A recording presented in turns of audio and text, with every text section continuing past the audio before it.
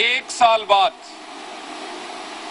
Election commission में reference का फैसला मेरिट्स पे नहीं, सिर्फ एक साल बाद इतना फैसला हुआ कि ये एडमिसिबल नहीं है।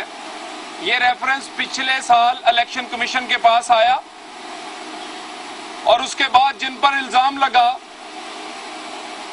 लगा उस जोड़ी पर, इमरान खान और तरीन की, जिस जोड़ी के वालदैन और वालिद जो है दोनों के बाप करप्शन पर निकाले गए, दुनिया जानती है।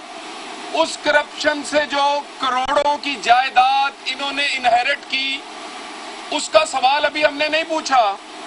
अभी तो हमने पूछा था कि अपनी जायदाद का हिसाब दो, काले धन को सफेद करने का हिसाब दो, अपने माली और खानसामे को करोड़ों की जायदाद देने का हिसाब दो।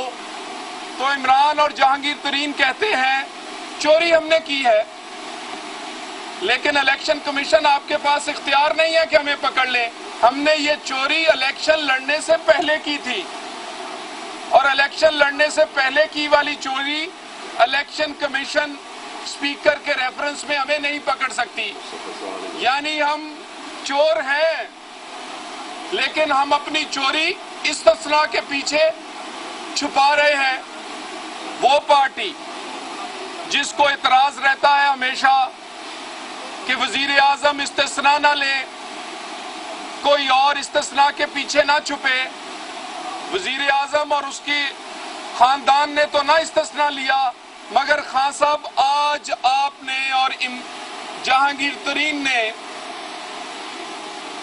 इस्तिस्ना लिया और इस्तिस्ना के पीछे छुपकर अपनी चोरी छुपाने की कोशिश की। ना आपके पास औलाद का हिसाब है, ना आपके पास जायदाद का हिसाब है, आपके पास ना अपने काले धन को सफेद करने का हिसाब है, ना आपके अपने मुलाजमों के नाम जो करोड़ों अरबों की जायदाद है उसका हिसाब है। मगर आप सिर्फ एक बात पे पीछे छुपते हैं कि हमें इस्तिस्ना हासिल है। हमसे कई सालों पहले का हमारे बातें ना पूछी जाएं, मगर नून लीग से तो आप 70 साल का हिसाब मांगते हैं और नवाज शरीफ ने एक नई तारीख रकम की है। 70 साल का सिर्फ हिसाब नहीं दिया, 3 पुश्तों का हिसाब दिया है। उसने तो अपने मरहूम वालिद के लिए भी इस्तिस्ना नहीं मांगा, उसने तो अपनी उस औलाद के लिए जो कि बैरून मुल्क मुकीम है, जैसे कि करोड़ों पाकिस्तानी हैं जिनको इस्तिस्ना हासिल है, उसने अपनी औलाद के लिए भी इस्तिस्ना नहीं मांगा। उसने वजीर आजम होते हुए अपनी जात के लिए भी नहीं मांगा और अपने आप को खुली अदालत में पेश किया। खान साहब इसको कहते हैं इखलाकी फतह। और आप कितने दिन छुपेंगे, कितने दिन भागेंगे? ये तो अभी इब्तदाए इश्क है, आगे आगे देखिए होता है क्या। और आज फतह हुई है अदारों की। जिस इलेक्शन कमीशन को आपने 2 हफ्ते पहले गालियां दी, आज उसी के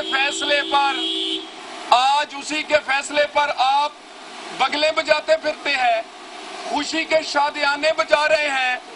आज इलेक्शन कमीशन अच्छा हो गया। खान साहब 2 हफ्ते पहले तो इस इलेक्शन कमीशन को आप गालियां दे रहे थे। हम आपके फार्मूले पर अमल नहीं करेंगे कि गाली दो, फैसला लो। हम अदारों का एहतराम करेंगे, अदारों के फैसले को कानूनी तौर पर चैलेंज करेंगे।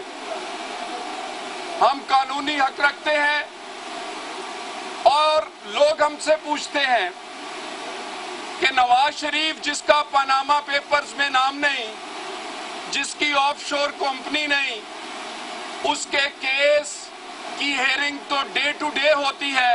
लोग हमसे सवाल पूछते हैं कि इमरान खान और जहांगीर तरीन जो तस्लीम कर चुके कि उनकी ऑफशोर कंपनियां हैं, उनका केस क्यों नहीं सुना जा रहा?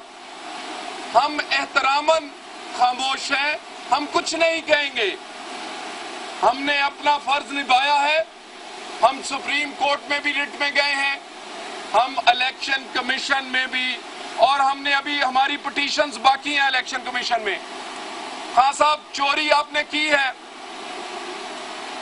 आपके जैसे बाप चोरी पर निकाले गए थे और जहांगीर तरीन के भी निकाले गए थे। आप भी सियासत से दोनों जोड़ी जो है ये चोरी पर निकाली जाएगी।